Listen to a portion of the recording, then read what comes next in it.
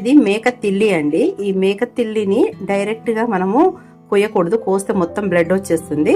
So 1 day ముందర మనం ఇలా కొన్ని వాటరు, అలాగే 1-2 పచ్చిమిర్చిని ఇలా వేసేసుకొని, కొంచెం పుదీనా, అలాగే ఒక అల్లం ముక్క వేసేసి ఇందులోనే కొంచెం సాల్ట్ కూడా మనం యాడ్ చేసేసుకొని, పసుపు కూడా వేసేసుకొని మనము కాసేపు ఉడికించుకోవాలి.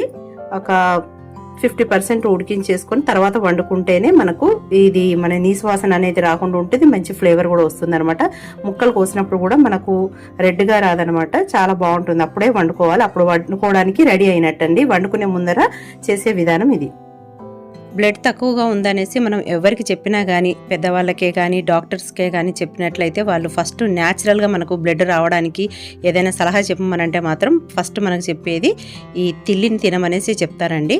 ఈ తిల్లిని తినటం వల్ల మనకు B12 అనేది చాలా ఉంటుంది ఇందులో. అంతేకాకుండా జింక్, ఐరన్, సెలీనియం వంటి ఖనిజాలు ఎక్కువగా ఉంటాయన్నమాట. పోషకాలు కూడా చాలా ఎక్కువగా ఉంటాయి.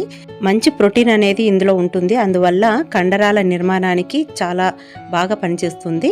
కాల్షియం ఎక్కువగా ఉంటుంది కాబట్టి ఎముకలను స్ట్రాంగ్గా చేస్తుంది. అంతేకాకుండా బ్లడ్ ప్రెషర్ని కంట్రోల్ చేయడంలో ఇది హెల్ప్ఫుల్గా ఉంటుంది.